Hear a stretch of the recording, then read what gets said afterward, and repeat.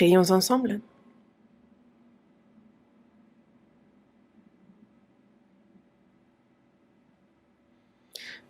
Dieu notre Père, toi qui nous aimes, qui es saint et miséricordieux, nous étions loin de toi, nous agissions dans le péché, et c'est en suivant les désirs de notre chair que nous vivions. Nos mauvaises œuvres faisaient de nous tes ennemis, mais tu nous as aimés, tu as eu pour nous de la miséricorde, et c'est le Seigneur qui mourut à notre place, et par le sang précieux qu'il versa, nos péchés ont été éternellement lavés. Et nous n'avons désormais plus à recevoir ni le jugement, ni la malédiction, et c'est sans aucun mérite de notre part que tu as sauvé notre âme. Dieu, tu nous as pris pour tes enfants, et tu nous donnes cette espérance glorieuse de pouvoir rentrer dans ton royaume éternel. Nous te remercions pour cette grâce. Nous te rendons grâce, nous te glorifions et te louons, toi seul Père Dieu. C'est par le sang précieux versé par le Seigneur que nous fûmes sauvés. Et désormais, la vie qu'il nous reste, nous souhaitons la vivre pour toi, Seigneur, pour ta volonté, pour ta gloire. Que ce soit notre cœur, notre pensée, la vie qu'il nous reste sur cette terre, Seigneur, gouverne-la intégralement.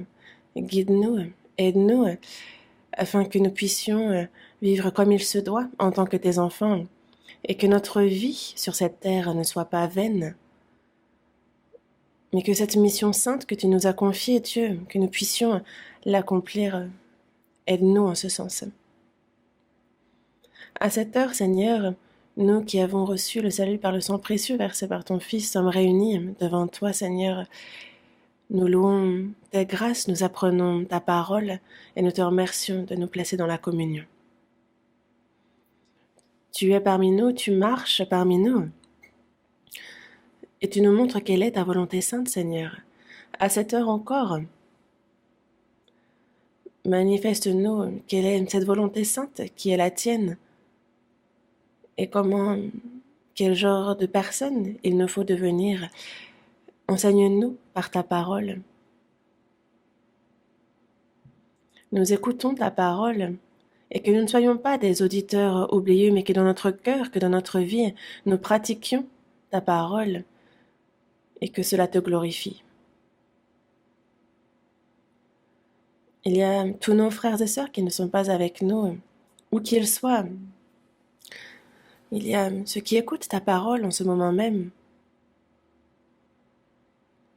Et s'il y en a qui souffrent de maladies, sois avec eux en toutes choses. Donne-leur la grâce dont ils ont besoin,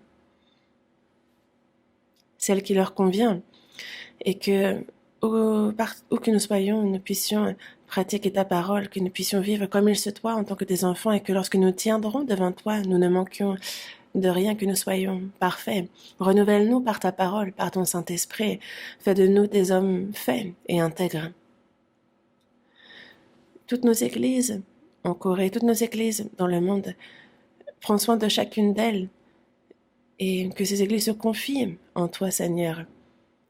Et que cet ordre, cette mission sainte que tu nous as confiée, que toutes l'accomplissent. Il y a fait que personne ne souffre de longues maladies. Et que cette pandémie ne touche pas ton Église, où qu'elle soit dans le monde, qu'elle prenne vie de fin, et que nous puissions ainsi, pour l'Évangile, pour toi, Seigneur, que nous ayons cette occasion de vivre plus pour toi, et que nous ne gâchions pas, que nous ne prenions pas en vain cette dernière occasion que tu nous donnes, mais dirige-nous et gouverne-nous. Donne-nous également la sagesse et pour pouvoir discerner quelle est ta volonté sainte, donne-nous également le courage de pouvoir pratiquer cette volonté. Nous nous appuyons dans le Saint-Esprit et nous avons prié au nom du Seigneur Jésus. Amen. Merci. Cherchons dans la Bible l'Épître aux Éphésiens, chapitre 2. Épître aux Éphésiens, chapitre 2. Épître aux Éphésiens, chapitre 2, du verset 1 au verset 5. Épître aux Éphésiens, chapitre 2, du verset 1 jusqu'au verset 5. Je vais lire. Vous étiez morts par vos offenses et par vos péchés, dans lesquels vous marchiez autrefois, selon le train de ce monde, selon le prince de la puissance de l'air, de l'esprit qui agit maintenant dans les fils de la rébellion.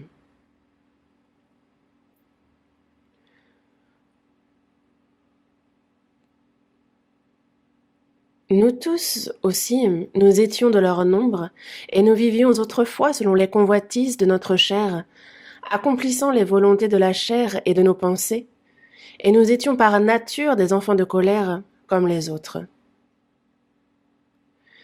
Mais Dieu, qui est riche en miséricorde, à cause du grand amour dont il nous a aimés, nous qui étions morts par nos offenses, nous a rendus à la vie avec Christ. C'est par grâce que vous êtes sauvés. Jusqu'ici?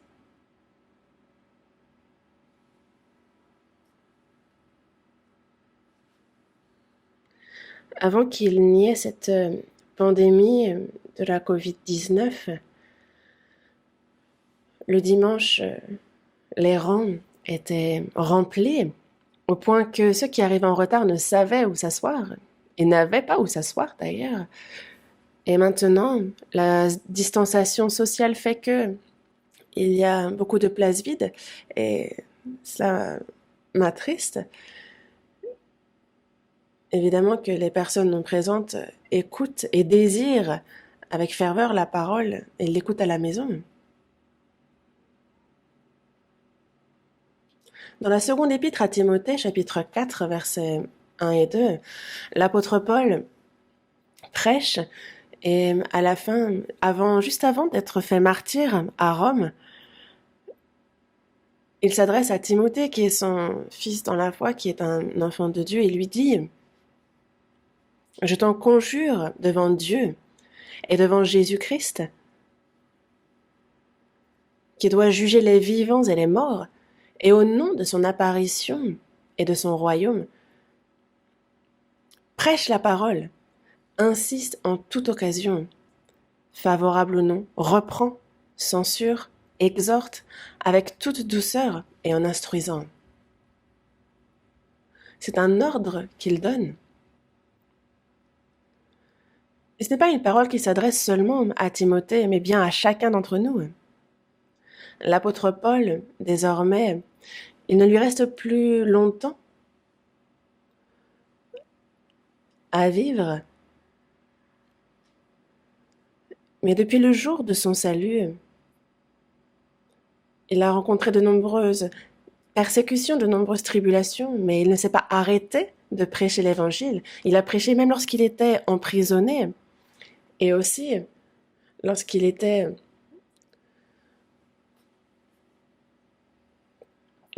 partout où il se rendait. Même s'il était assigné à résidence en sursis, il y a prêché également. Ce qu'il a fait durant 2 ans environ, parce qu'il avait été fait prisonnier à Rome. Et donc c'est du matin jusqu'au soir, continuellement, qu'il prêchait la parole, comme il nous l'a dit dans Actes chapitre 8, vers la fin de ce chapitre.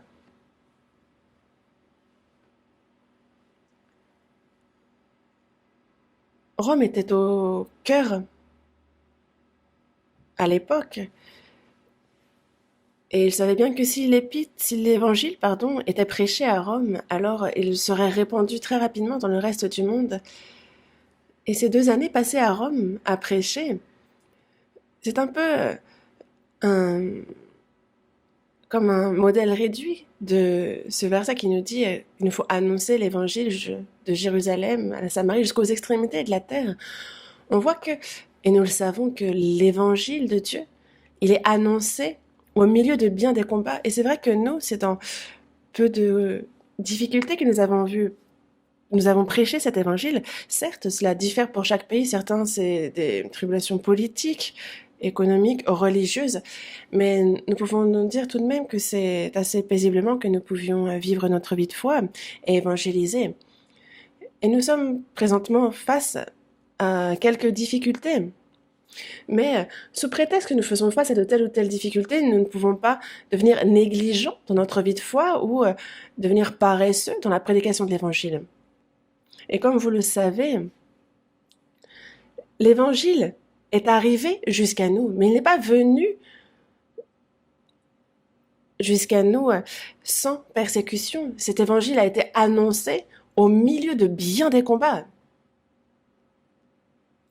Comme nous le dit l'apôtre Paul, au milieu de bien des combats. Et dans un combat, on risque sa vie, on est résolu à mourir s'il le faut, et donc il y a une détermination, c'est dangereux. Dans une situation où on ne sait quand est-ce que nous allons mourir, et pourtant on ne va pas reculer. On le voit d'ailleurs, certains soldats, pour leur patrie, vont se battre, vont mettre leur vie, ne pas épargner leur propre vie pour ce pays, pour leurs valeurs.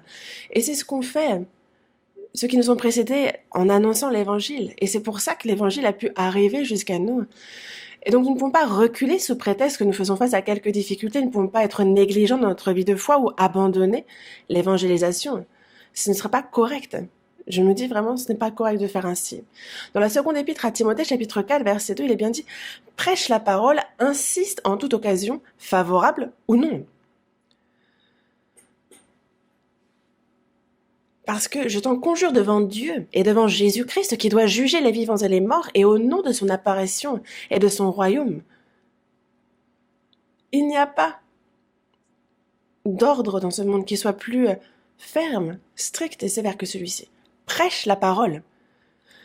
Insiste en toute occasion, favorable ou non. Que l'on soit dans un lieu où il est facile d'évangéliser, dans une situation ou dans un pays où il est compliqué d'évangéliser, il nous faut en tout temps prêcher la parole. Insister en toute occasion. Le résultat, on le confie à Dieu. Mais nous, ce qu'il faut que nous fassions, c'est que quelle que soit la situation, il nous faut insister en toute occasion et prêcher la parole. Même si les conditions sont défavorables. L'apôtre Paul a bien dit « Je souffre jusqu'à être lié comme un malfaiteur. Mais la parole de Dieu n'est pas liée. » Alors qu'il était emprisonné, c'est en prison qu'il a écrit justement ce qu'on appelle les épîtres lorsqu'il était en prison. Et nous pouvons voir cela lorsque nous lisons la Bible, et c'est peut-être des difficultés auxquelles nous faisons face nous aussi, mais nous voyons comment nous en sortir. Comment faire pour s'appuyer toujours davantage dans la parole, la désirer plus même dans les difficultés, comment lui obéir, chercher à évangéliser. C'est vrai que nous voyons des frères et sœurs qui font de même actuellement, et c'est parce que nous avons la même foi, et donc c'est quelque chose qui se fait évidemment. Mais si ce n'est pas le cas, aux yeux du Seigneur, on peut se dire que c'est qu'il y a une chose qui n'est pas correcte, il y a une chose qui ne file pas droit. Et nous ne savons pas jusqu'à quand vont durer ces difficultés. C'est vrai qu'on a l'impression que ça va prendre fin, et finalement, cela dure. Et c'est vrai que ce n'est vraiment pas banal ce que l'on voit, que ce soit en Corée ou dans le reste du monde. Et c'est assez frustrant de ne pas en voir le bout, certes. Mais plus c'est difficile et plus il nous faut nous confier dans le Seigneur, car sans son aide, nous ne pouvons rien faire. Et quelles que soient les épreuves, les difficultés que nous rencontrons, parce que le Seigneur est avec nous, nous pouvons tout. L'apôtre Paul ne savait pas à quel moment il allait mourir à Rome. Mais il dit « Je puis tout par celui qui me fortifie ». Une personne qui peut tout, comment se fait-il qu'elle se retrouve en prison? Comment se fait-il qu'elle soit dans de telles persécutions? C'est parce que c'est le Seigneur qui agit à travers les persécutions, il agit à travers les difficultés. Et c'est de même, lorsqu'il nous a sauvés, il a souffert sur la croix. L'évangile est prêché au milieu de bien des combats, d'épreuves et de persécutions. Et donc les épreuves sont finalement quelque chose de très bien. On se rapproche du Seigneur, on le suit davantage dans les épreuves. C'est à travers les épreuves qu'on apprend qu'on prêche aussi cet évangile. C'est les épreuves qui forgent notre foi. Et c'est vrai que nous participerons à davantage de gloire lorsqu'il viendra nous chercher, en proportion des épreuves que nous avons reçues. Car si nous avons été sauvés, nous avons été aussi, et nous souffrons également pour lui. Si nous avons donc été sauvés, on doit désormais aussi souffrir pour lui. Ne pas être attristé, ne pas être déçu, ne pas fuir. Juste se dire, bon, ce qui devait arriver arrive, et faire face. Alors, le Seigneur est avec nous dans ces épreuves. On a Daniel et ses 3 amis. Et le roi Nebuchadnezzar disait, si vous ne vous prosternez pas devant la statue de cette idole que j'ai faite, vous serez jetés dans la fournaise. Et qu'ont répondu ces 3 amis? Il dit, voici, notre Dieu que nous servons peut nous délivrer de la fournaise ardente. Et il nous délivrera de ta main au roi. Mais sinon, sache au roi que nous ne servirons pas tes dieux, et que nous n'adorerons pas la statue d'or que tu as élevée. Et ce sur quoi Nebuchadnezzar fut rempli de fureur, il ordonna de chauffer la fournaise 7 fois plus qu'il ne convenait de la chauffer. Et donc, la fournaise était extraordinairement chauffée. La flamme tua d'ailleurs les hommes qui avaient jeté les 3 amis.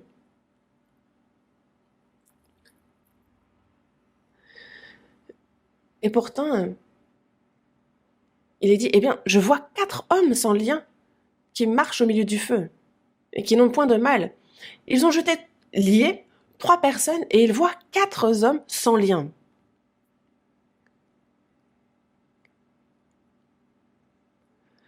Shadrach, Meshach et Abednego, il leur dit donc, c'est Nebuchadnezzar qui leur dit, serviteurs du Dieu suprême, sortez et venez. Donc, ils virent que le feu n'avait eu aucun pouvoir sur le corps de ces hommes. Les cheveux de leur tête n'avaient pas été brûlés, leurs caleçons n'étaient point endommagés. L'odeur même du feu ne les avait pas atteints. C'est le Seigneur qui les a protégés. À Rome, sous le règne de l'empereur Néro, il y avait donc des persécutions, des massacres, et les chrétiens étaient même donnés en pâture aux lions. Ce sont des faits qui sont réellement passés. Leur chair était déchiquetée par les crocs des lions, et pourtant ils priaient, ils louaient le Seigneur. Dieu peut faire qu'ils soient dévorés par les lions. C'est Dieu qui permet telle ou telle épreuve. Et c'est pour quelle raison? Afin de leur donner une plus grande gloire. C'est finalement des exemples qu'ils sont pour nous. Ils nous montrent un modèle et c'est pour ça que nous pouvons désormais être résolus, courageux, braves, ne pas désormais vivre notre vie de foi avec courage. Et lorsque nous faisons face à de petites difficultés, si nous reculons, alors en tant que chrétiens, ce n'est pas convenable. Il faut que nous ayons à cœur que dans les difficultés, quelles que soient les difficultés que nous rencontrions, que nous ne reculions pas, mais que nous allions de l'avant. Nous ne sommes pas de ceux qui se retirent pour se perdre, mais de ceux qui ont la foi pour sauver leur âme. Parce que nous avons cette espérance. Et donc chaque jour, nous allons de l'avant. Et nous ne sommes pas de ceux qui se retirent, qui reculent. Et donc je souhaiterais que tous nous vivions avec notre vie de foi, avec bravoure et courage. Et nous voyons que nous étions, en tant que sauvés, nous étions donc épouses du Seigneur. Pas au sens épouse comme dans ce monde, mais bien épouse spirituellement. Et nous réfléchissions à en quoi cela consiste et quelle est la vie que doit mener l'épouse du Seigneur. Nous voyons ça à travers la Bible. Quelle doit être la vie de l'épouse du Seigneur? Nous sommes chrétiens, enfants de Dieu, mais aussi héritiers, co-héritiers du Christ.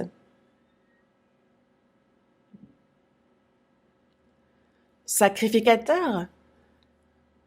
Et jusqu'à présent, nous avons vu ces différents aspects, n'est-ce pas? Mais ce ne doit pas seulement être en parole. Il faut que nous vivions en accord avec cette foi. Sinon, qu'est-ce que cela peut bien vouloir dire? C'est faux. Dans ce monde, si on voit un article dont l'extérieur est semblable, mais que le contenu est différent, c'est une contrefaçon. Il y a des contrefaçons dans des articles de ce monde, il y a aussi des contrefaçons de chrétiens. Et ce n'est pas une bonne chose. Et c'est pour cela qu'aujourd'hui encore, nous allons voir en quoi ça consiste d'être l'épouse du Seigneur et quelle est la vie qu'il convient de vivre en accord avec ce statut. Et dans les versets que nous avons lus aujourd'hui, dans Éphésiens chapitre 2, c'est un verset que vous connaissez bien, le verset 1. Vous étiez morts par vos offenses et par vos péchés. L'apôtre Paul s'adresse ici au sein d'Éphèse. Éphèse est une église païenne. Ce sont des étrangers qui la constituent. Et ils ne participaient ni aux promesses, ni à l'espérance. Ils étaient éloignés de Dieu. Et d'ailleurs, les Juifs les méprisaient pour ça. Mais Jésus, sur la croix, a désormais enlevé cette distinction entre Juifs, entre Grecs, païens. Car c'est désormais par une même foi que l'on est sauvé. Et désormais, vous qui étiez morts par vos offenses et par vos péchés, c'était notre état avant d'être sauvés. Qu'est-ce qui nous tuait? C'était nos offenses, nos péchés. Mais qu'est-ce qui était mort?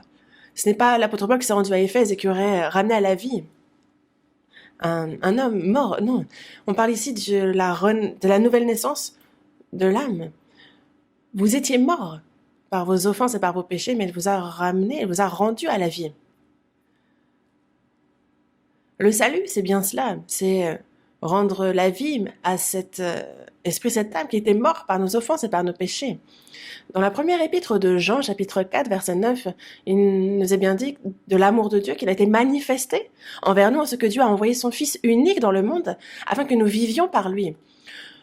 Nous étions ennemis de Dieu à cause de nos mauvaises œuvres et il nous convenait de recevoir la fureur de Dieu. Mais il a manifesté son amour envers nous, parce qu'il a envoyé son Fils unique. Il nous a manifesté ce grand amour et ainsi il nous a ramenés à la vie. Comme il nous est dit dans Éphésiens, chapitre 2, verset 5, nous étions morts par nos offenses, mais il nous a rendus à la vie avec Christ.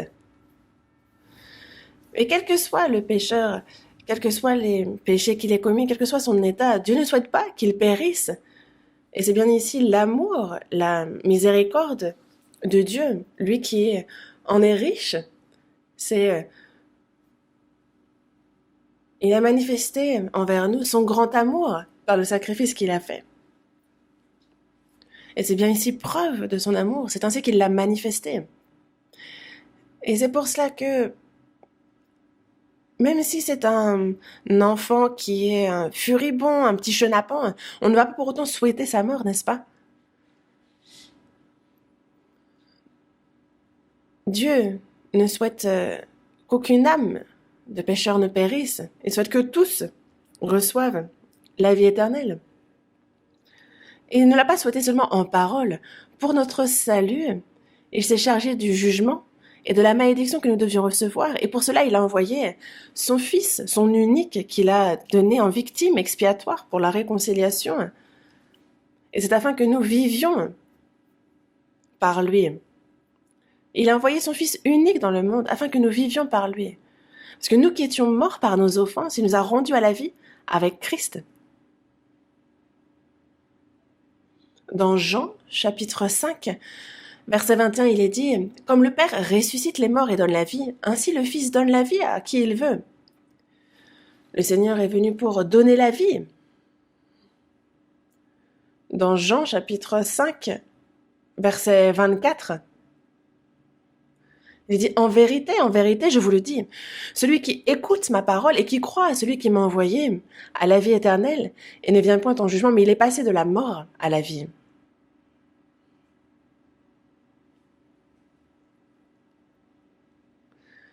Ceux qui écoutent ma parole et qui croient à celui qui m'a envoyé, celui-ci a la vie éternelle et ne vient point en jugement. Ce que nous avons reçu, c'est la vie éternelle. Nous ne mourrons désormais plus.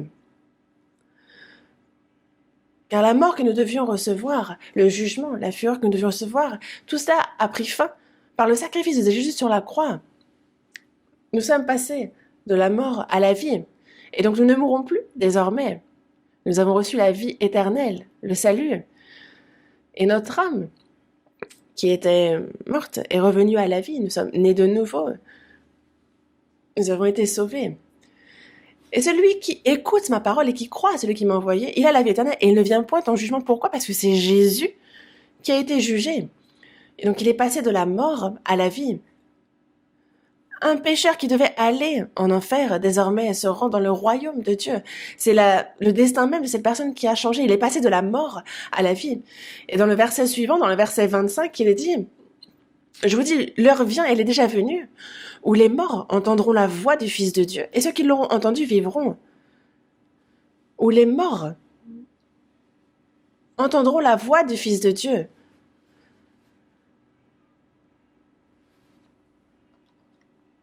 Ceux dont l'âme et l'esprit est mort entendront la voix du Fils de Dieu. Cet évangile de la grâce qui nous parle de la mort et de la résurrection du Seigneur, ils l'entendront, et comme il est dit dans Colossiens chapitre 1 verset 6, il est au milieu de vous et dans le monde entier depuis le jour où vous avez entendu et connu la grâce de Dieu conformément à la vérité. Depuis ce jour, cette âme, cet esprit mort passe de la mort à la vie. Et ceux qui l'auront entendu vivront. Cette âme morte entendront cet évangile et ils passeront de la mort à la vie. Et on voit bien justement, il y a Jésus qui se rend vers Lazare qui est mort et Jésus dit, et Marthe lui dit, Jésus dit, ôtez la pierre, mais Marthe, la sœur du mort, dit, mais Seigneur, en fait, il sent déjà, car il y a 4 jours qu'il est là. Il dit, ôtons pas la pierre, laissons-le où il est, il doit déjà sentir, il doit déjà puer. Mais Jésus lui dit, ne t'ai-je pas dit que si tu crois, tu verras la gloire de Dieu? Ôtez la pierre. On ôte donc la pierre, et certainement que de ce tombeau, c'est vraiment une odeur putride qui a dû sortir. Certainement que les gens ont dû se boucher le nez, peut-être. Mais Jésus dit, Lazare, sors. Et le mort sortit, les pieds et les mains liés de bandes, et le visage enveloppé d'un linge. C'est l'état dans lequel il est sorti. Certainement que tous ceux qui étaient présents sur place ont dû être surpris. Et Jésus leur dit, déliez-le et laissez-le aller, parce qu'il est donc sorti vivant. Mais qu'est-ce qu'il veut dire ici? C'est que Lazare, qui était mort depuis 4 jours dans cette tombe, ça nous montre aussi toutes ces âmes qui sont mortes depuis des années. Nous étions morts. Et nous étions dans cette chair qui est un peu comme notre tombeau. Et Jésus dit bien, Lazare, sors. Et il nous dit à nous aussi, sors. Quand on écoute la parole, quand on la comprend, alors nous revenons à la vie. Et c'est pour ça que dans la première épître aux Corinthiens, chapitre 15, verset 45, il est bien dit, le premier homme, Adam, devint une âme vivante. Le dernier Adam est devenu un esprit vivifiant. Adam devint une âme vivante parce que Dieu souffla le souffle de vie dans ses narines. Mais il est spirituellement mort depuis qu'il a péché. Et donc il y a besoin désormais de redonner vie à cet esprit. Adam est mort à cause du péché qu'il a commis. Mais Jésus est venu pour rendre vie à tous. Donc le dernier Adam, qui est Jésus, est devenu un esprit vivifiant. Il redonne la vie. C'est surprenant, non? Et c'est pour cela que ce dont j'aimerais vous parler aujourd'hui, je vais vous parler des vivants. Et certains disent, oh, mais être vivant, c'est pas un statut, c'est pas un état. Si. Est-ce que les morts et les vivants sont semblables? Ils ne sont pas du tout pareils. Il n'y a pas de comparaison possible d'ailleurs. Et donc nous, désormais, c'est par la grâce du Seigneur, par son amour et par sa puissance, par sa vie éternelle, que nous avons été sauvés. Et nous ne sommes plus morts, nous sommes donc désormais vivants. Et c'est très surprenant que de pouvoir être considérés comme vivants, car nous qui étions morts par nos péchés et par nos iniquités, nous sommes revenus, il nous a rendus à la vie. Et c'est une chose qui n'arrive qu'une fois dans notre vie. Dans Jean, chapitre 14, dans le verset 12, Jésus dit que celui qui croit en moi fera aussi les œuvres que je fais, et il en fera de plus grandes, parce que je m'en vais au Père. Jésus a accompli plusieurs miracles, mais quel est le plus grand des miracles qu'il a accomplis? Jésus est mort sur la croix et c'est au 3e jour qu'il a ressuscité. Et c'est bien sa garantie, ça nous montre qu'il a accompli ce salut. Il n'y a pas de plus grande preuve, il le montre au monde. Et c'est vrai qu'il a accompli plusieurs miracles, mais de redonner vie aux morts, de revenir lui-même vivant, est le plus grand qu'il ait accompli. Il a sauvé la fille de Jairus, le fils de la veuve également. Et lorsqu'il redonne vie à des morts, comme à Lazare qui était mort depuis 4 jours, c'est le plus grand miracle que Jésus accomplit parmi ceux qu'il a accomplis. Il a guéri des malades. Mais cela ne peut pas être un miracle plus grand que de redonner vie à Lazare, qui d'ailleurs était mort depuis au moins 4 jours et qui empestait. Celui qui croit en moi fera aussi les œuvres que je fais, et il en fera de plus grandes. Vraiment, les apôtres aussi ont redonné vie à des morts. Mais nous n'avons plus besoin, je pense, de ces miracles maintenant. Ceux qui croient en voyant les miracles n'ont pas une foi complète.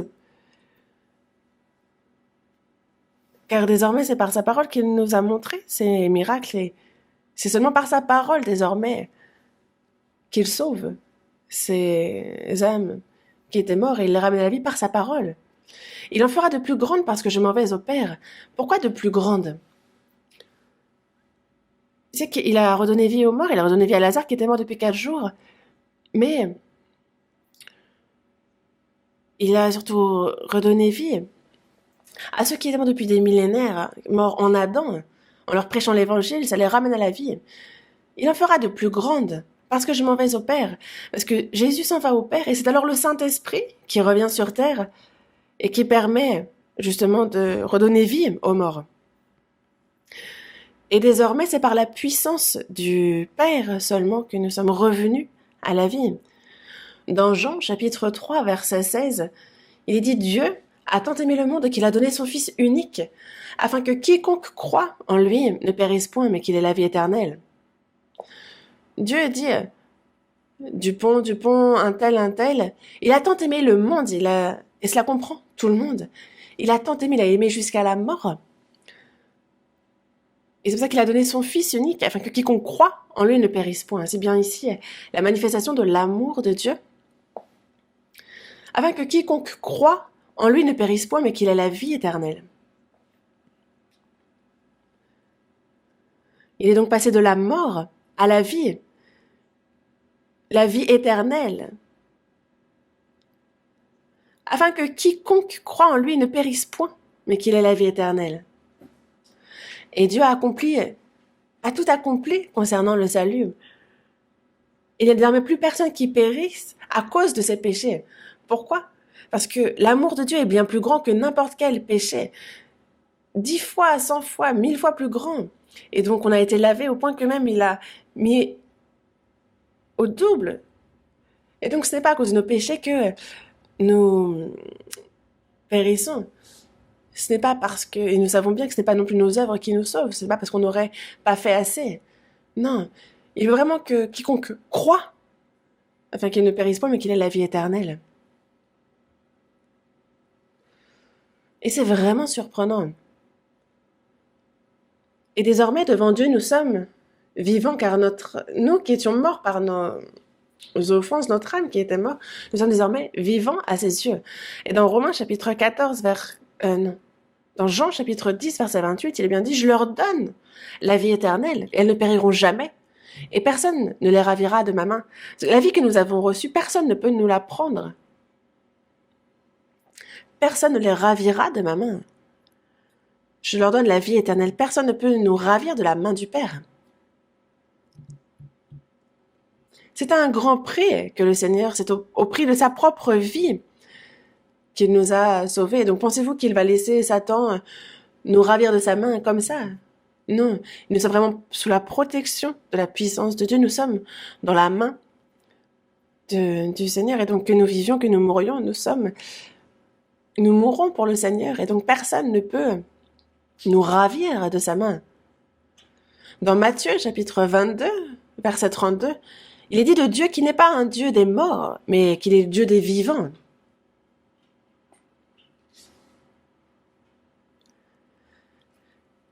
Les gens appellent Dieu le Père, ils peuvent, mais ceux qui ne sont pas sauvés n'ont pas pour Père Dieu. Dieu n'est pas leur Père. Jésus, après avoir ressuscité, il y a les femmes qui sont venues le trouver à sa tombe. Et il leur a dit, surtout à Marie de Magdalene, il s'est adressé à elle, en disant, mon Père, votre Père, mon Dieu, votre Dieu, je m'en vais à lui.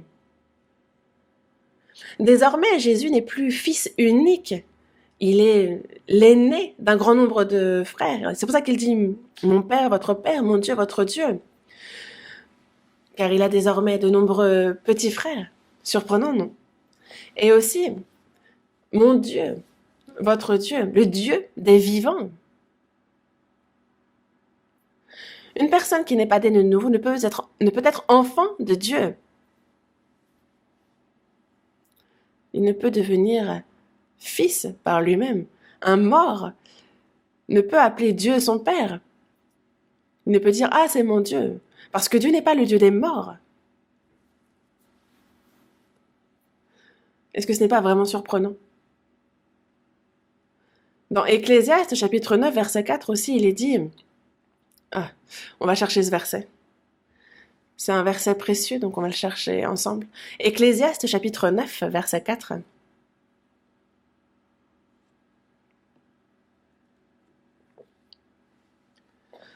Ecclésiaste, chapitre 9, verset 4.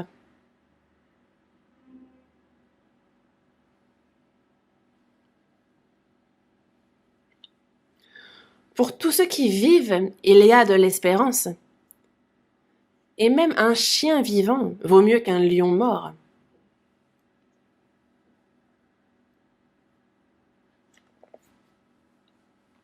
Ce verset est déjà plutôt amusant et aussi très profond. Pour tous ceux qui vivent, il y a de l'espérance. Pour tous ceux qui vivent, nous sommes nés dans l'iniquité dans ce monde. Nous étions parmi ceux qui meurent. Nous étions morts. Mais désormais, il a fait de nous des vivants. Nous avons été sauvés. D'Adam, nous sommes passés de la mort à la vie. Nous qui étions pécheurs, voués à l'enfer, il nous a désormais séparés saintement et a fait de nous son peuple. Pour tous ceux qui vivent, pour tous ceux qui font partie des vivants. Il parle ici de son Église. Ceux qui ont compris la grâce de Dieu, ceux qui ont reçu le salut, ceux qui sont les chrétiens nés de nouveau, les enfants de Dieu. Ceux qui ont la vie éternelle et qui ont cette espérance certaine d'entrer dans son royaume.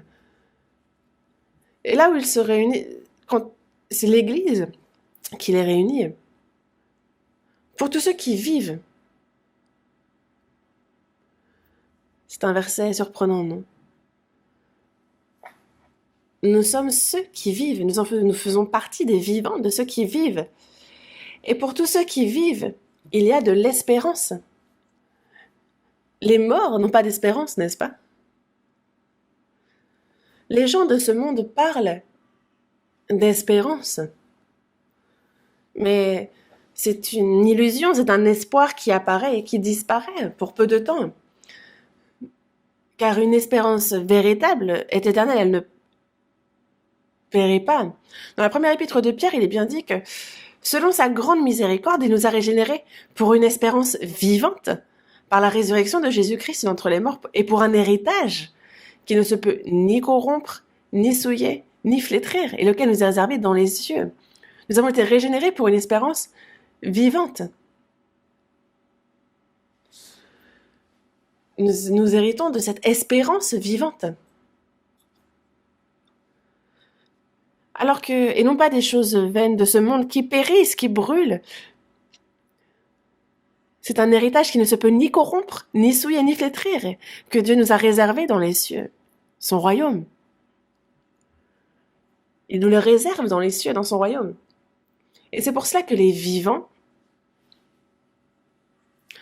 ont une espérance. Tous ceux qui vivent, il y a de l'espérance.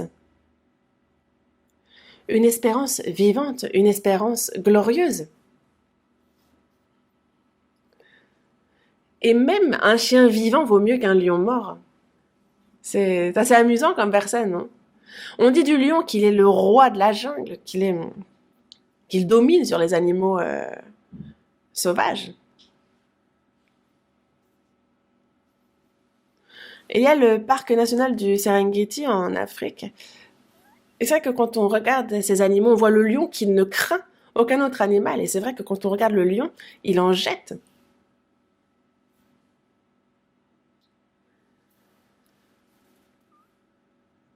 Et c'est vrai qu'on décrit souvent le lion comme étant le roi. Mais un lion meurt aussi, n'est-ce pas?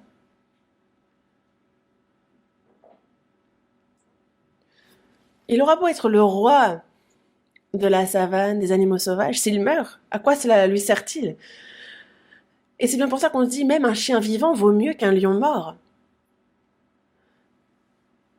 Le lion resplendissant, s'il meurt, c'est fini. Et c'est pour ça qu'il vaut mieux être un chien vivant qu'un lion mort. Qu'est-ce qu'on entend par là? Qu'est-ce qu'on veut dire? Dans ce monde, tous ceux qui tiennent dans leurs mains le pouvoir, tous ceux qui ont les honneurs, tous ceux qui sont riches, toutes les célébrités, ou encore bien tous les religieux dans ce monde, s'ils ne sont pas sauvés, ils sont comme des lions morts.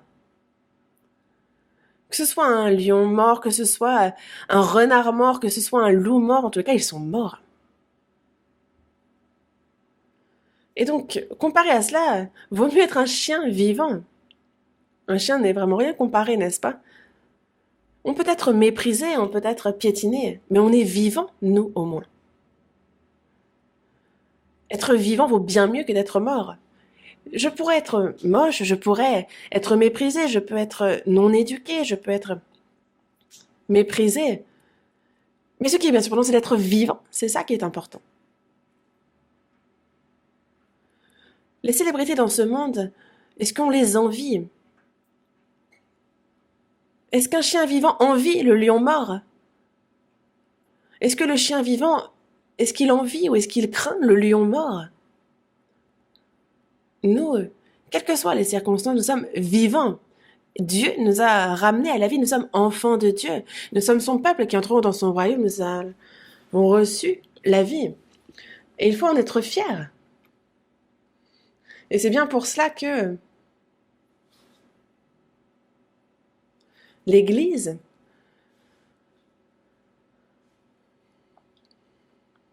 est le troupeau des vivants qu'il a rassemblés.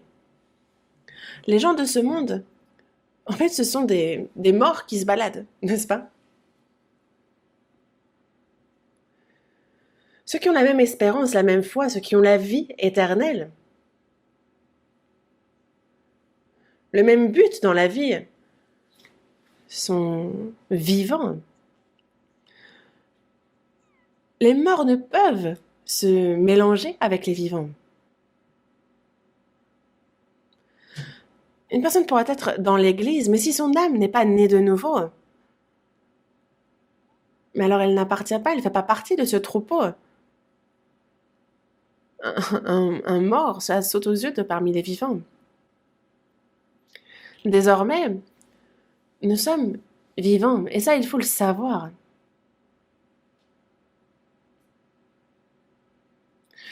Tous ceux qui ne sont pas sauvés aux yeux de Dieu, tous sont morts.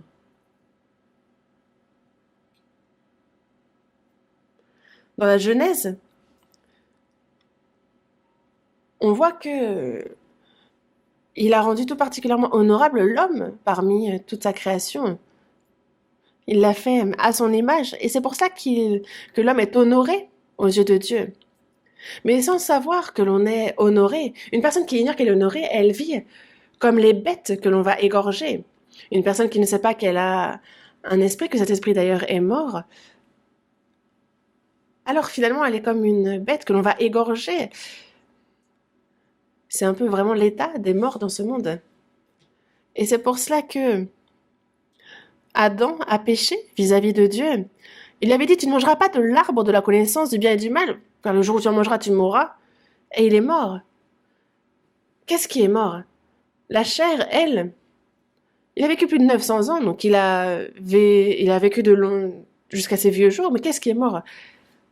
C'est son âme qui est morte, son esprit. Par exemple, vous avez l'électricité, et imaginons que, tac, maintenant, coupure d'électricité. Alors vous allez voir toutes les lumières s'éteindre déjà, le micro ne fonctionnera plus, toutes les machines vont s'arrêter. Elles seront mortes. Quand on dit qu'on a l'esprit qui est mort, c'est que vraiment la communication, la liaison avec Dieu est coupée, est rompue. On ne peut pas aimer Dieu, on ne peut pas recevoir d'ailleurs son âme non plus. On ne peut pas vivre au sein de ses bénédictions. En fait, la liaison est coupée. Et Adam a d'ailleurs été chassé du jardin d'Éden. Il a vécu en souffrant à la sueur de son front dans ce monde, et c'est la mort qui l'attendait. Mais la mort n'est pas la fin. Il y a ensuite la seconde mort, l'étang de feu, là où l'âme, justement, souffre jusqu'à la fin, éternellement. Et c'est bien pour ça que tous les gens de ce monde sont aux yeux de Dieu des morts.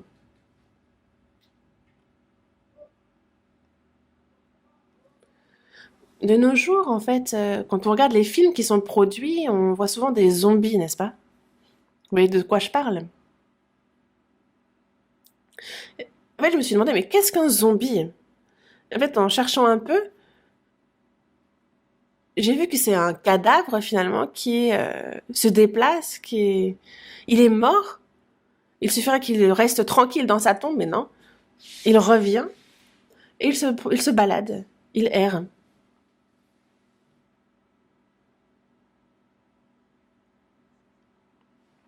Et tous les gens de ce monde, aux yeux de Dieu, sont des zombies. Et c'est pour ça qu'ils sont revenus à la vie et puis ils font toutes sortes de choses, vraiment n'importe quoi. Et d'ailleurs, c'est terrifiant. Imaginez des cadavres qui se baladent. Dans Luc, chapitre 9, verset 59, Jésus s'adresse à ceux qui veulent le suivre. Parce que les gens disent, moi, je veux te suivre. Mais il dit, Seigneur, permets-moi d'aller d'abord ensevelir mon père. Et là, Jésus lui répond quelque chose d'un peu incompréhensible en lui disant, laisse les morts ensevelir leurs morts et toi, va annoncer le royaume de Dieu. Comment les morts peuvent-ils ensevelir leurs morts? Les gens de ce monde sont morts. Et les autres morts sont ceux dont la chair est morte. Une personne morte spirituellement va ensuite voir sa chair mourir. Et c'est l'enfer qui attend les personnes mortes spirituellement. Ils sont jugés et envoyés, ils connaissent la seconde mort et sont envoyés dans l'étang de feu. Il y a cette première mort qui est la mort du corps et cette seconde mort qui est celle de l'esprit où ils sont justement jugés et envoyés en enfer. Laisse les morts ensevelir leurs morts. Donc laisse les morts spirituels ensevelir les morts spirituelles et charnelles. On voit ici Dieu qui est le Seigneur qui sépare vraiment les morts des vivants. Il y a ce que les morts doivent faire et ce que les vivants doivent faire. Toi, va annoncer le royaume de Dieu. J'étais aux États-Unis avec les frères et sœurs et je me suis rendue à des funérailles. Donc dans un cimetière national, En fait, ils ont fait un tout petit temple, une toute petite église pour avoir les célébrations, enfin, la cérémonie là-bas. Donc il y avait la famille, les proches qui étaient assis. Et donc il y avait le cadavre dans le cercueil qu'on avait d'ailleurs exposé. Et donc le couvercle de ce cercueil était ôté. Pourquoi? Afin que tout le monde puisse voir le défunt. Vous savez à quoi il ressemblait? Ils l'ont vraiment mis en beauté. Justement, il y a tout un processus de maquillage. On pourrait croire qu'il est vivant. On a simplement l'impression que c'est une très belle personne qui dort. Ils maquillent, ils font une mise en beauté. Même les habits la personne est très propre sur elle-même. On lui revêt des plus beaux habits. Et elle est allongée, tranquille. Et vous auriez vu aussi le cercueil. Vous avez déjà vu, certains cercueils sont splendides.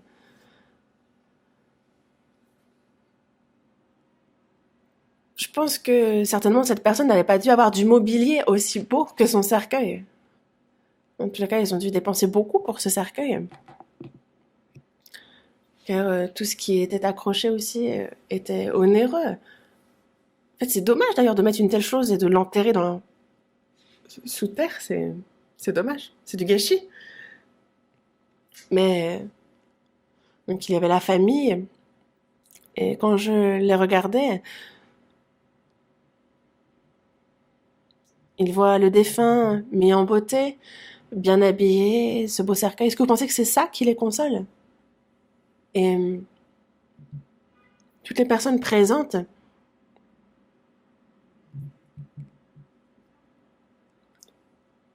donc ils voient le cercueil. Et en fait, c'est déjà creusé. Après, on y dépose le cercueil. Après, chacun passe un à un et dépose une fleur. Et les gens dans ce monde, en fait, ceux qui ne sont pas nés de nouveau, enterrent ceux qui sont morts physiquement. On les revêt de beaux habits, on les maquille, on les met dans de beaux cercueils. Mais au final, c'est où? On va les enterrer dans la tombe. On recouvre ce cercueil de nombreuses fleurs, mais elles faneront dans très peu de temps.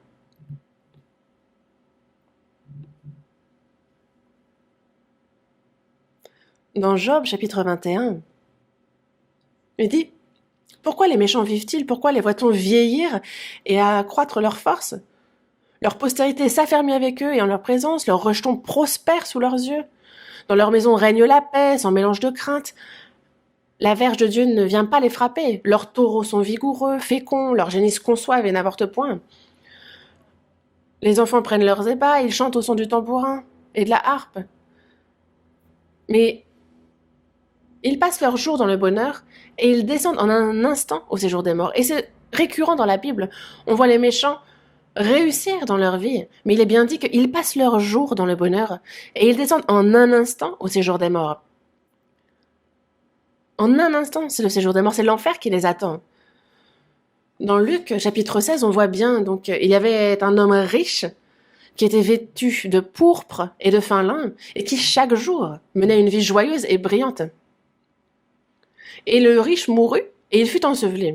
Lui qui chaque jour était vêtu de pourpre et de fin lin, qui chaque jour menait une vie joyeuse, qui avait une belle maison, il mourut, il fut enseveli. Nombreux furent présents, ont certainement dû même pleurer pour lui. La cérémonie les funérailles ont dû être splendides aussi, avec un cercueil splendide. Mais est-ce que c'est tout? Il est réservé aux hommes de mourir une seule fois, après quoi vient le jugement. Et c'est ça qui est important. La mort n'est pas la fin. Il faut savoir qu'après, c'est l'enfer. Et moi, il est bien dit, il est dit que dans le séjour des morts, justement, il souffrait cruellement dans cette flamme. Et donc il a demandé, justement, à ce qu'on lui envoie, il a demandé à Abraham, envoie Lazare pour qu'il trempe le bout de son doigt dans l'eau et me rafraîchisse la langue. Mais Abraham lui a bien dit, mais mon enfant, mais souviens-toi, tu as reçu tes biens pendant ta vie. et que Lazare a eu les maux pendant la sienne. Maintenant, il est ici consolé et toi, tu souffres. Parce que ce riche a demandé à ce qu'on lui envoie Lazare pour qu'il puisse, justement, que Lazare trempe le bout de son doigt dans de l'eau et qu'il puisse rafraîchir la langue du riche. Est-ce que Abraham lui a dit, bon bah attends, je t'envoie un verre d'eau? Non. Il dit, toi, durant ta vie, tu as profité de tout. Tu as reçu tes biens pendant ta vie. Maintenant, tu souffres ici. Lazare, lui, il est consolé désormais. Les gens dans ce monde semblent profiter de tout, mais ne les enviez pas. N'enviez pas de telles choses. Car s'ils passent leur jour dans le bonheur, ils descendent en un instant au séjour des morts. Vous voyez le porcelet que l'on prépare pour les fêtes. On le nourrit énormément. On le nourrit de plein de bonnes choses pour qu'il s'engraisse, pour qu'il devienne bien gros. Pourquoi? Pour qu'on le mette sur la table le jour du festin. C'est pour qu'il soit dévoré. On l'engraisse.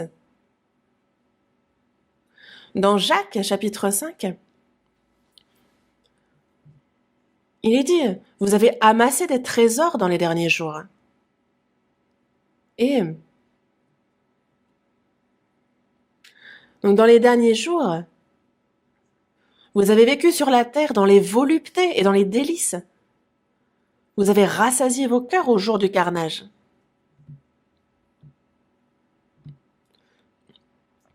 Comme ce porcelet que l'on engraisse et qui, plus il grossit et plus le jour du carnage, où on le sacrifiera pour le manger, approche. Vous avez rassasié vos cœurs au jour du carnage. Il y a le jugement, et il y a la perdition éternelle qui les attend, mais ça, ils l'ont complètement oublié. Ils vivent sur la terre dans les voluptés, dans les délices, c'est ceux qui poursuivent. Et ils ne s'intéressent pas du tout aux choses de l'esprit, ils ne s'intéressent pas à Dieu. On parle ici des morts. Les gens de ce monde, c'est un peu terrible, mais voyez-les comme des zombies, des morts qui errent. Et je m'excuse pour ceux qui ne sont pas encore sauvés. Il suffit d'être sauvé. Car c'est terrible que d'être mort. Les personnes sauvées, nous aussi nous étions morts par nos offenses et par nos péchés. Mais il nous a rendus à la vie. Nous qui étions morts par nos offenses et par nos péchés, il nous a rendus à la vie. Désormais, avant que la chair ne meure, il donne l'occasion de pouvoir être sauvé. Il faut rendre grâce pour cette occasion.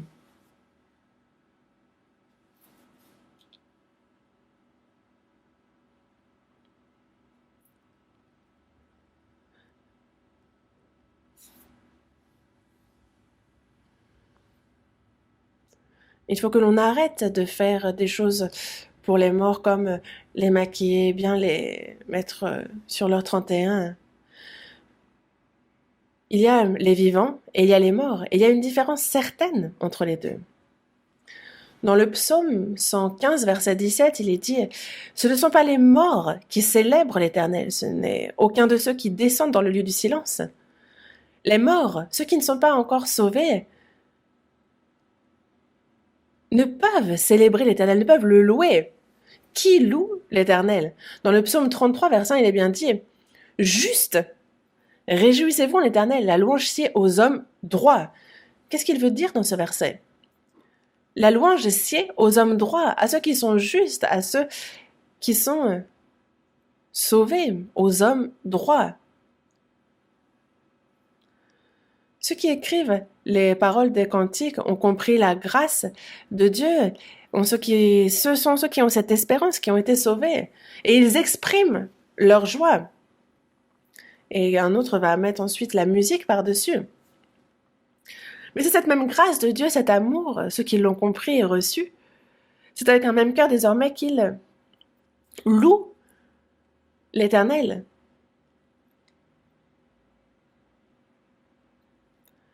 Mais tout cantique chanté par une personne morte ne sied pas. D'ailleurs, ce ne sont pas les morts qui célèbrent l'Éternel.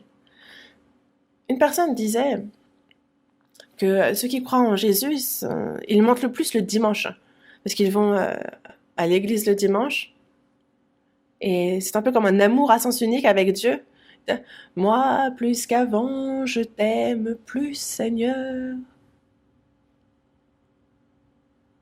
Et si le Seigneur était sur place, il dirait, attends, un instant, à quel moment tu m'as aimé?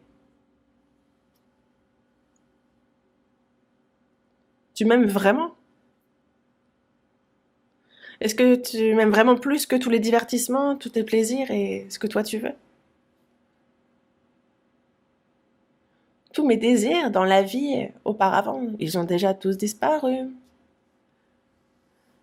Les personnes qui sont remplies de désirs, de convoitises dans ce monde et ils disent aimer le Seigneur, ils sont plutôt bons menteurs. Certains, par exemple, chantent beaucoup avant de demander la quête, en disant moi, tout ce que j'ai, je n'épargne rien, je le donne au Seigneur et je le donne avec joie, je le donne avec joie. Ouh, ouh.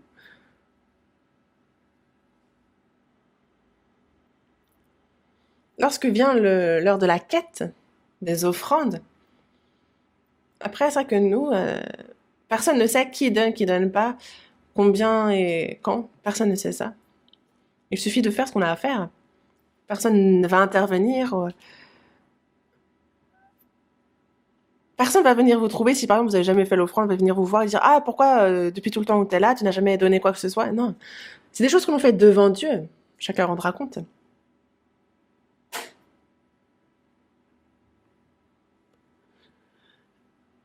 Si on le fait avec un cœur volontaire, avec bon cœur devant Dieu, alors Dieu donne la grâce, il bénit ces personnes.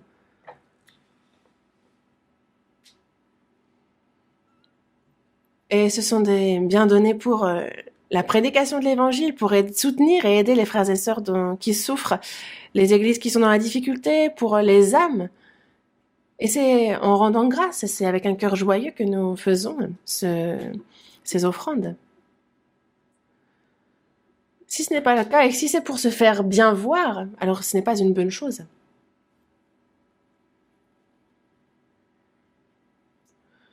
Auparavant,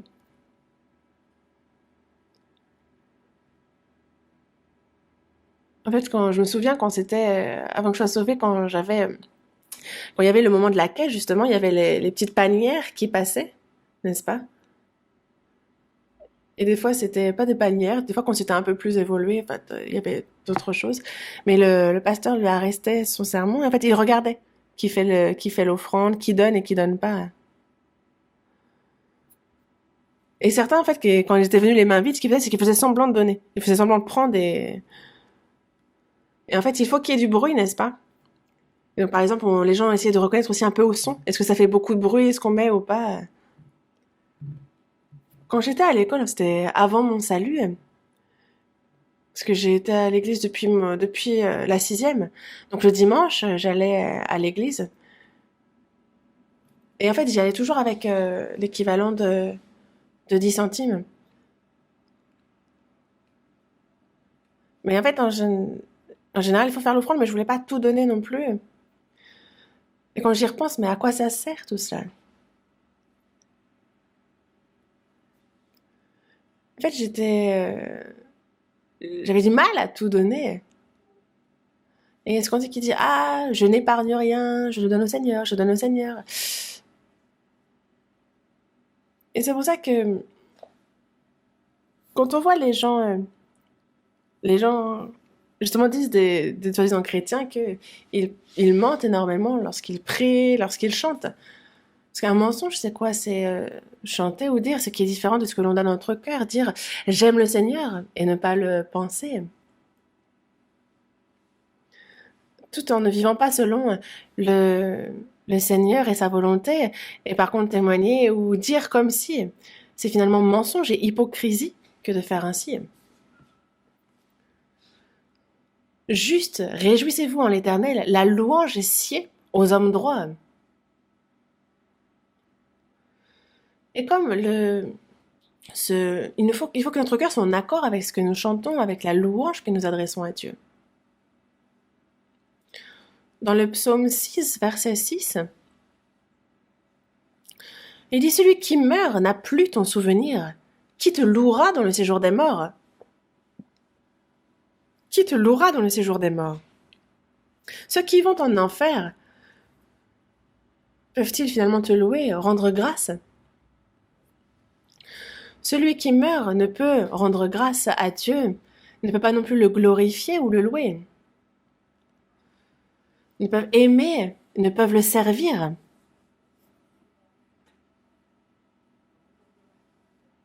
Ceux dont l'esprit est mort. Dans le psaume 30, verset 10, il dit « Que gagnes-tu à verser mon sang, à me faire descendre dans la fosse? La poussière a-t-elle pour toi des louanges? Raconte-t-elle ta fidélité ?» Une personne qui n'est pas sauvée est simplement de la terre, de la poussière. Il est bien dit « Tu es poussière et tu retourneras à la poussière ». Dans Ésaïe, chapitre 38, verset 18, il est dit « Ce n'est pas le séjour des morts qui te loue, ce n'est pas la mort qui te célèbre, mais ceux qui sont descendus de la fosse n'espèrent plus en ta fidélité. » Ils ne peuvent ni louer ni rendre grâce à Dieu. Ce n'est pas le séjour des morts qui le loue, ce n'est pas la mort qui te célèbre. Ceux qui sont descendus dans la fosse n'espèrent plus en ta fidélité.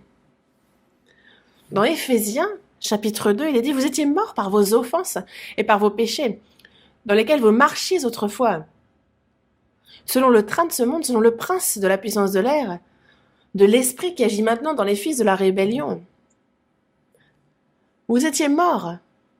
Donc, les morts marchent selon le train de ce monde, selon la puissance de l'air. En fait, l'esprit, d'ailleurs, du diable agit toujours en eux, dans les fils de la rébellion.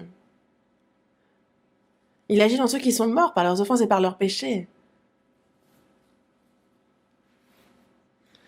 Dans Apocalypse, chapitre 18, verset 2, on nous parle de Babylone en disant « Vous connaissez Babylone, n'est-ce pas ?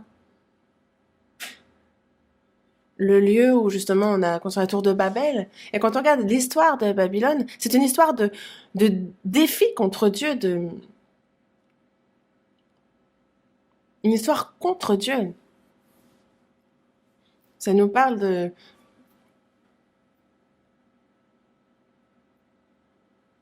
de cette Babylone spirituelle, de cette femme adultère, de cette femme corrompue, de ces églises fausses. Et il est dit de Babylone qu'elle est devenue une habitation de démons, un repère de tout esprit impur, un repère de tout oiseau impur et odieux. C'est ainsi qu'on décrit Babylone, parce que le diable agit en son sein. Dans Apocalypse, chapitre 19, verset 17,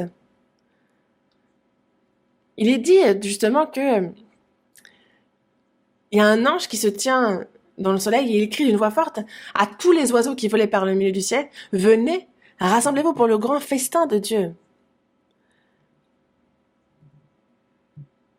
Ils viennent pour manger les morts. Il y a ce festin de Dieu. Et qui agit dans les morts? C'est le diable. Le Saint-Esprit ne peut agir dans les morts. Il ne peut œuvrer en eux. Dans la Genèse chapitre 3, après que Adam et Ève aient commis le péché, Ève dit « Ah, mais le serpent, il m'a trompée, il m'a séduite. » Dieu s'adresse au serpent en disant « Tu seras maudit parmi les animaux et tu mangeras la poussière. » Est-ce que le serpent mange la poussière? Non, il attrape les grenouilles. Mais qu'est-ce qu'il voulait dire par là? Si on regarde les versets suivants, on voit qu'il dit à Adam « Tu es poussière et tu retourneras à la poussière. » Il parle justement que le diable agira dans la chair des hommes morts. Finalement, les morts sont la pâture du diable. Vous marchiez autrefois selon le train de ce monde, selon le prince de la puissance de l'air et de l'esprit qui agit maintenant dans les fils de la rébellion. Nous aussi, nous marchons autrefois selon ce train-là, selon cet esprit qui agissait en nous, qui étions également fils de la rébellion. Et nous étions par nature des enfants de colère. C'est le diable qui agit dans les morts.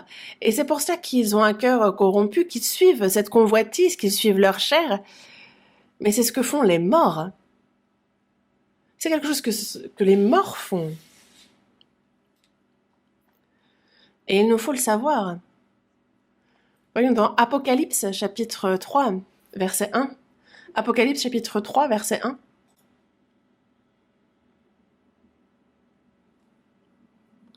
Apocalypse chapitre 3, verset 1. Écrit à l'ange de l'église de Sardes, voici ce que dit celui qui a les 7 esprits de Dieu et les 7 étoiles. Je connais tes œuvres, je sais que tu passes pour être vivant et tu es mort. L'église de Sardes, je sais que tu passes pour être vivant et tu es mort. Je suis enfant de Dieu, moi aussi j'ai reçu le salut, moi aussi je suis né de nouveau. Mais tu es mort.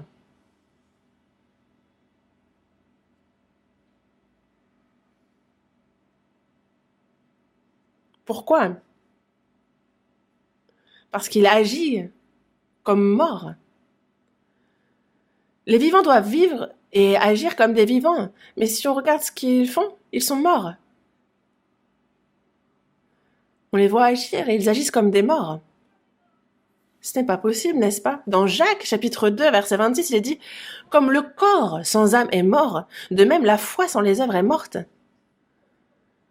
Est-ce qu'avec une foi morte, vous pensez qu'on peut aller au ciel?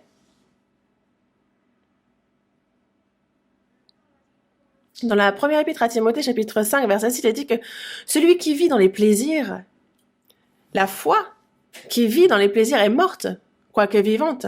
Ceux qui suivent leur chair, ceux qui ont leur cœur complètement détourné par les choses vaines de ce monde,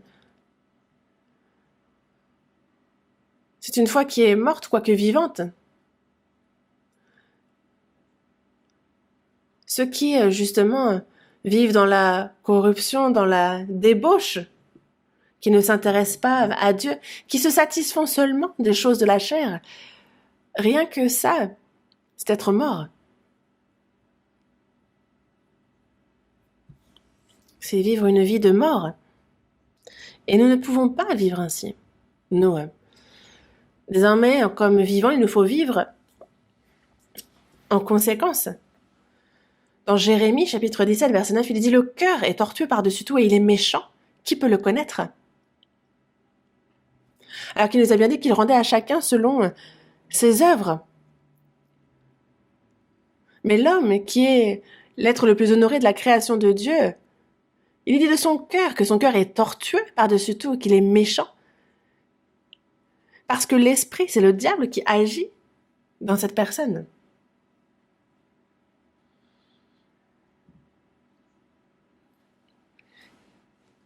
Et qu'est-ce que ces personnes qui pêchent, qui commettent des horreurs? C'est justement, ils sont putrides, c'est une puanteur. Comme les morts, on dit bien des morts et de l'odeur des cadavres que c'est l'une des pires odeurs. Et il arrive que certains, leur vie empeste, et donc on ne sait plus s'ils sont morts ou vivants.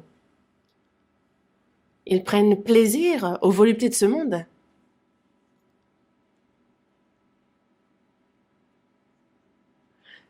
Mais les morts ne peuvent tromper Dieu. On ne trompe pas Dieu en se revêtant d'habits propres, si l'on est mort.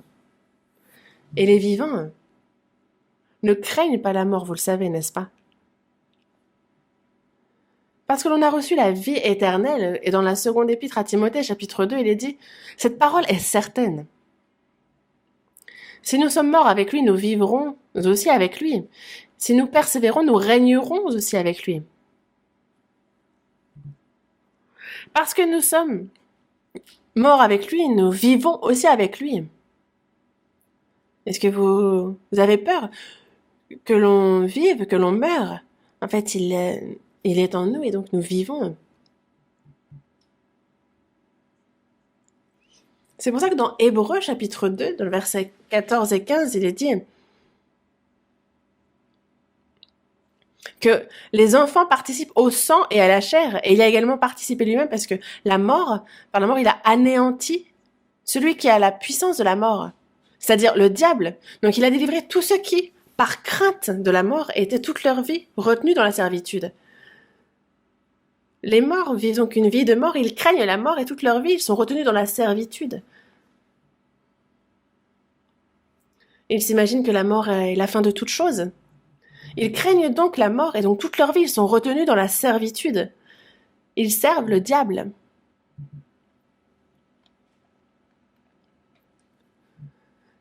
Et ils sont donc dans la crainte de la mort toute leur vie. Et ils vivent comme des lâches. Et nous, il nous faut les délivrer. Délivrer de la puissance de la mort, de la crainte de la mort, de l'emprise du diable. C'est de cela dont nous avons été délivrés. Nous n'avons désormais plus la crainte de la mort. Dans la première épître aux Thessaloniciens, chapitre 4, verset 13, l'apôtre Paul a bien dit « Frères, nous ne voulons pas que vous soyez dans l'ignorance au sujet de ceux qui dorment, afin que vous ne vous affligiez pas comme les autres qui n'ont point d'espérance. » On parle ici de ceux qui dorment, et nous ne voulons pas, frères, que vous soyez dans l'ignorance au sujet de ceux qui dorment, afin que vous ne vous affligiez pas comme les autres qui n'ont point d'espérance. Lorsque des membres de notre famille décèdent, on est forcément attristé de savoir qu'on ne les reverra pas sur cette terre, mais on n'est pas seulement attristé. C'est la fin des épreuves pour cette personne, car elle est rentrée dans les bras de Dieu, là où il n'y a plus ni pleurs ni deuil, et nous réjouissons et nous rendons grâce pour son départ, si la personne est sauvée, évidemment. Car finalement, le temps de séparation n'est pas si long que ça entre sa mort et quand on se retrouvera. Et c'est pour ça que l'apôtre Paul a bien dit de ne pas être affligé comme les autres qui n'ont point d'espérance. Nous avons l'espérance. Et donc, cette espérance fait que la mort n'est pas la fin et donc on n'est pas affligé. On a cette espérance de retrouver la personne, de la retrouver dans la gloire de Dieu. Et c'est pour ça que dans la première épître aux Corinthiens, chapitre 15, il est dit, on peut crier justement à la mort, ô mort, où est ta victoire? Ô mort, où est ton aiguillon?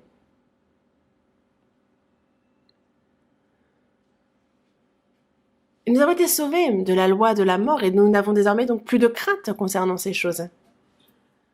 Les chrétiens, lorsqu'ils étaient massacrés sous l'Empire romain, ils étaient brûlés sur les bûchers, ils étaient donnés en pâture aux lions. Et pour fuir ces persécutions, ils se cachaient dans les catacombes. Et quand je suis allée à Rome, j'ai vu ces grottes, ces catacombes. Et en fait, ça a été aussi creusé. Donc c'est des tunnels, c'est un vrai labyrinthe. Et ceux qui y rentrent pour la première fois, d'ailleurs, on dit d'un touriste japonais qui est allé, qui s'est perdu et qui est mort dans les catacombes. Donc ils ont désormais fermé, donc on ne peut plus s'y rendre comme avant. Mais dans ces catacombes, c'est là où les chrétiens vivaient cachés, qu'ils gardaient leur foi. Et donc, on voit dans ces catacombes aussi, là c'est là où ils priaient, c'est là où ils se réunissaient. Et lorsqu'il y avait l'un d'eux qui était fait martyr, il récupérait le corps et l'enterrait dans ces catacombes. Et il marquait aussi le nom de cette personne.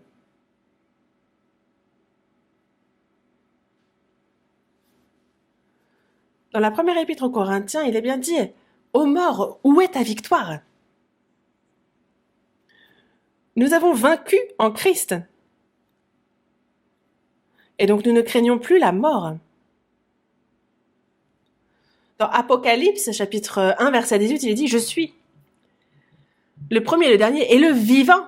J'étais mort, et voici je suis vivant au siècle des siècles. » Jésus a dit « Je suis vivant. J'étais mort, et voici je suis vivant. Et au siècle des siècles, éternellement. » Le Seigneur est la source de vie.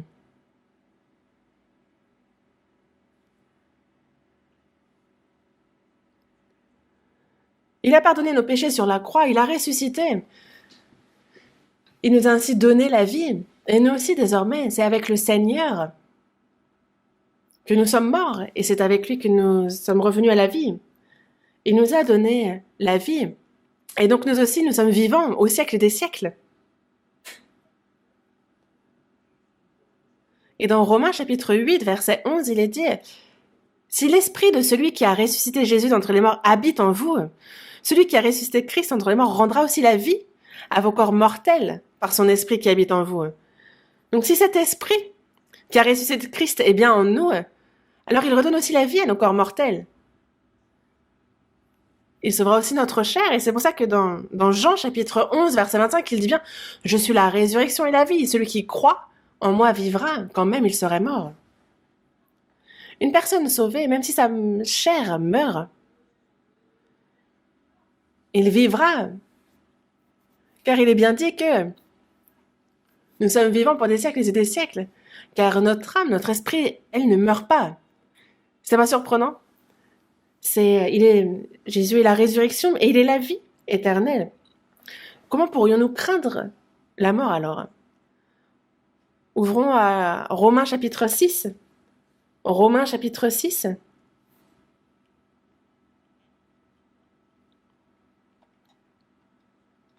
Romains chapitre 6, verset 4. Nous avons donc été ensevelis avec lui par le baptême en sa mort afin que, comme Christ est ressuscité des morts par la gloire du Père, de même nous aussi nous marchions en nouveauté de vie.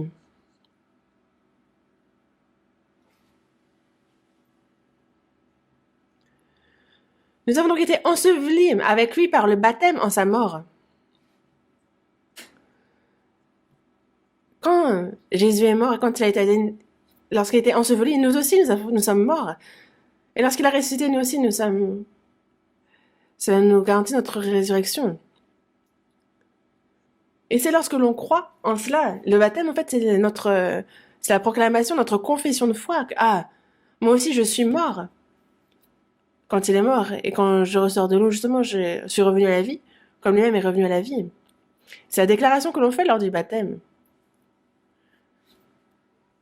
Je suis mort en sa mort, et j'ai ressuscité.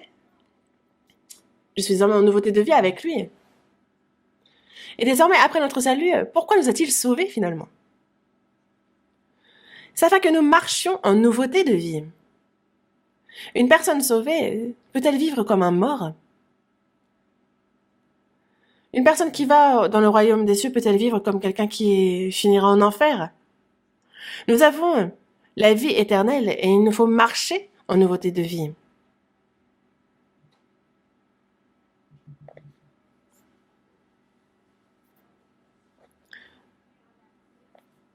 Versets 8 et 9.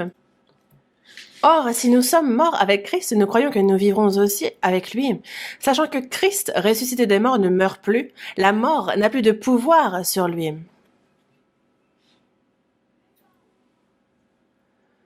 Si nous sommes morts avec Christ, donc une personne morte avec Christ croit qu'elle vivra aussi avec lui, qu'elle ne meurt plus. C'est une vie désormais qui ne meurt plus, la vie éternelle. Est-ce que vous pensez que le Christ, lui, va mourir à nouveau? Il est mort une fois pour toutes. Et nous sommes morts avec lui, nous sommes revenus avec lui, nous sommes revenus à la vie avec lui. Et donc, on ne meurt plus. Et la mort n'a plus de pouvoir sur lui.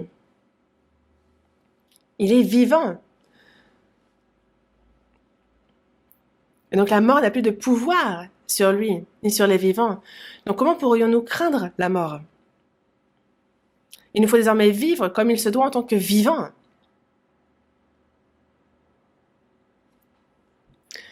Verset 10. Car il est mort, et c'est pour le péché qu'il est mort une fois pour toutes. Il est revenu à la vie, et c'est pour Dieu qu'il vit. Ainsi vous-même, regardez-vous comme mort au péché et comme vivant pour Dieu en Jésus-Christ. Regardez-vous comme mort au péché, mort une fois pour toutes au péché, mais comme vivant pour Dieu en Jésus-Christ.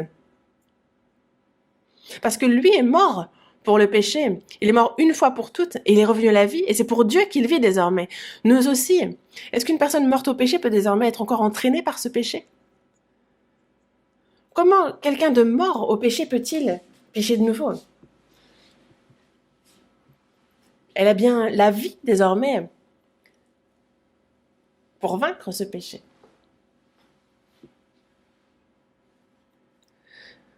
C'est pour ça qu'il est dit ainsi vous-même. Regardez-vous comme mort au péché et comme vivant pour Dieu en Jésus-Christ. Il nous faut nous regarder comme morts au péché et comme vivants pour Dieu. Nous sommes vivants, c'est le cas.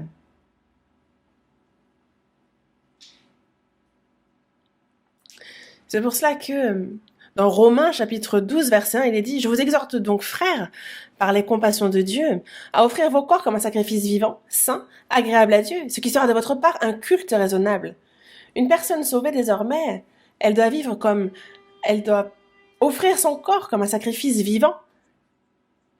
Une personne morte ne peut offrir son corps comme un sacrifice vivant. Elle peut offrir aucun sacrifice. Quelles offrandes, quel culte peut rendre une personne morte?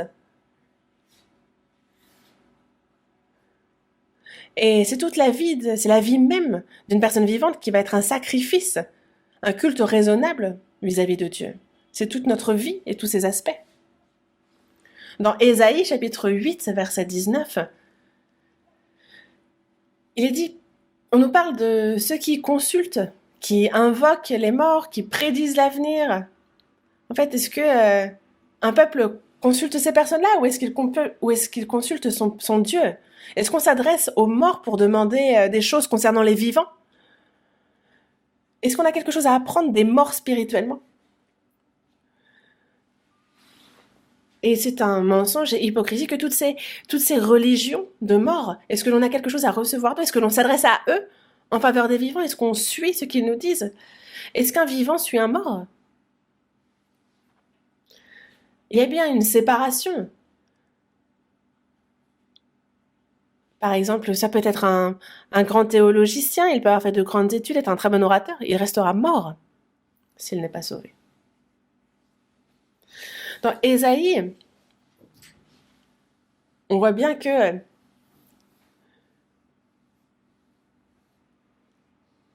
justement, en fait, il faut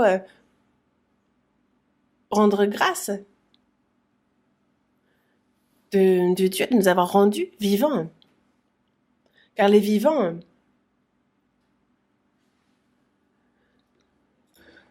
c'est bien le vivant, c'est celui-là qui peut louer Dieu. Comme leur l'a fait à ce moment-là. Le Père, il fait connaître à ses enfants la fidélité, mais c'est le vivant qui peut louer le Père. Et il nous faut enseigner, il nous faut prêcher justement ce que fait Dieu. Une personne réellement sauvée,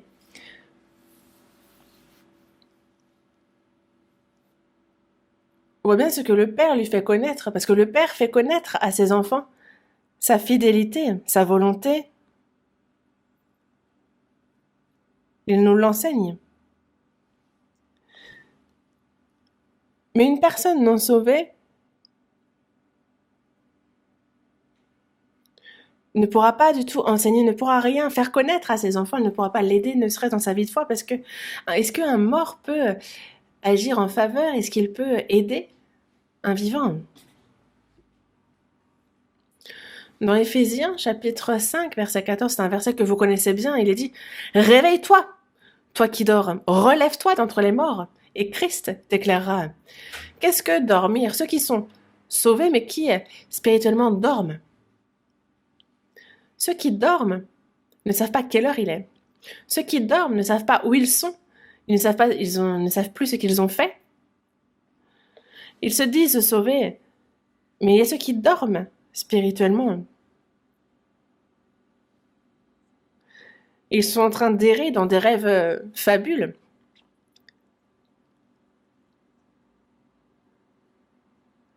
Relève-toi d'entre les morts, relève-toi de parmi ceux qui ne sont pas sauvés, car c'est là où on les trouve. L'ange s'est adressé aux femmes qui étaient venues vers la tombe de Jésus en disant « Mais Pourquoi le cherchez-vous là? Il n'est pas là, il ne peut pas être là. Pourquoi? Pourquoi êtes-vous ici? Le cherchez-vous ici? Les vivants sont avec les vivants. Pourquoi cherchez-vous un vivant parmi les morts?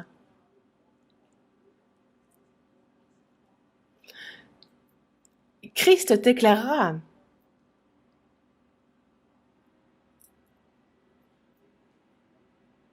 Dans Luc chapitre 9, verset 60, il a dit de laisser les morts ensevelir leurs morts et nous, on doit annoncer le royaume de Dieu. Donc les vivants ont des choses à faire qui sont bien différentes des morts. Il faut annoncer ce royaume de Dieu. Ne plus faire des choses de mort. Ça ne veut pas dire qu'il ne faut plus travailler, qu'il ne faut plus gagner d'argent, qu'il ne faut plus vivre dans la société. Non, comme je vous le répète, il faut que l'on soit zélé dans notre travail aussi. Mais ça, c'est un moyen. Notre but est d'évangéliser. Quel est notre plus grand travail? C'est je ne mourrai pas, je vivrai et je proclamerai les œuvres de l'Éternel. Et nous, c'est ça notre premier métier, c'est de sauver les âmes. Toi, va et annonce le royaume de Dieu. Arrête de faire des œuvres de mort. Toi, va et annonce le royaume de Dieu. Dans la seconde épître aux Corinthiens, chapitre 5, verset 15, il dit que il est mort pour tous, afin que ceux qui vivent ne vivent plus pour eux-mêmes, mais pour celui qui est mort et ressuscité pour eux. Donc on ne vit plus pour nous-mêmes, mais on vit pour celui qui est mort et ressuscité pour nous. Les vivants, désormais, ne vivent plus pour eux-mêmes. Le Seigneur est mort pour moi, il m'a sauvé, et c'est bien pour cela que désormais je vis pour celui qui est mort et ressuscité pour moi. C'est pour lui désormais que je vis. Quoi que nous fassions désormais, il faut qu'on le fasse pour le Seigneur, que l'on vive ou que l'on meure. Car nous qui vivons, si nous vivons pour le Seigneur, et si nous mourrons pour le Seigneur. Car il m'a racheté à un grand prix, au prix du sang qu'il a versé, donc je ne m'appartiens plus à moi-même. Je n'ai pas même le mérite de vivre pour moi, même de mourir pour moi. Que je vive ou que je meure, c'est pour le Seigneur. Pourquoi? Parce que c'est lui qui a donné sa vie à ma place. Parce que c'est lui qui m'a sauvé. Désormais, le Seigneur me dit « Ah, mais je suis mort pour toi. Est-ce que toi, tu ne voudrais pas vivre pour moi ?» Qu'allez-vous lui répondre? En vrai, nous pourrions bien mourir 100 fois que cela ne rendrait pas tous les bienfaits qu'il a eu envers nous. Mais est-ce que vous ne pourrez pas au moins vivre une fois pour lui? Non. Je m'excuse, mais si l'on ne le fait pas, le Seigneur va nous poser la question, m'aimes-tu vraiment? Dans la seconde épître aux Corinthiens, chapitre 4, verset 11, il est dit, car nous vivons, nous sommes sans cesse livrés à la mort à cause de Jésus, afin que la vie de Jésus soit aussi manifestée dans notre chair mortelle. Nous sommes vivants, mais nous sommes sans cesse livrés à la mort. Qu'est-ce qu'il veut dire par là? Désormais, nous sommes vivants, et nous pouvons vivre ou mourir pour le Seigneur. Dans Jean, chapitre 12, verset 24, il nous dit bien, si le grain de blé qui est tombé en terre ne meurt, il reste seul, mais s'il meurt, il porte beaucoup de fruits. Jésus, comme ce grain de blé, est descendu sur cette terre, il est mort, et il a ainsi apporté beaucoup de fruits, il nous a redonné la vie. Et nous-mêmes, il faut que, comme ce grain de blé, on meure pour le salut de nombreuses âmes.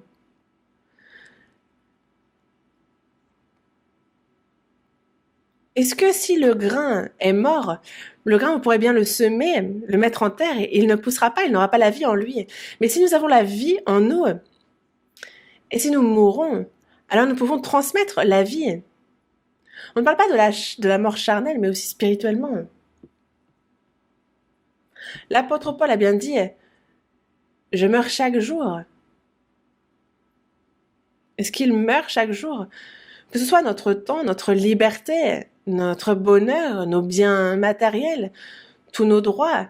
Et ce sont toutes ces choses-là que nous sacrifions. C'est cela aussi, mourir pour le Seigneur. Pourquoi? Pour que de plus nombreuses âmes puissent être sauvées. C'est pour ça que l'apôtre Paul a bien dit qu'il y a l'Esprit qui agit en nous et nous pouvons devoir faire n'importe quel sacrifice si cela permet à des âmes d'être sauvées. Jésus est mort et a ainsi redonné vie à notre âme. Et donc nous, il faut que l'on sacrifie tout, que ce soit physique ou spirituel, il faut que l'on puisse tout sacrifier pour le salut des âmes. Car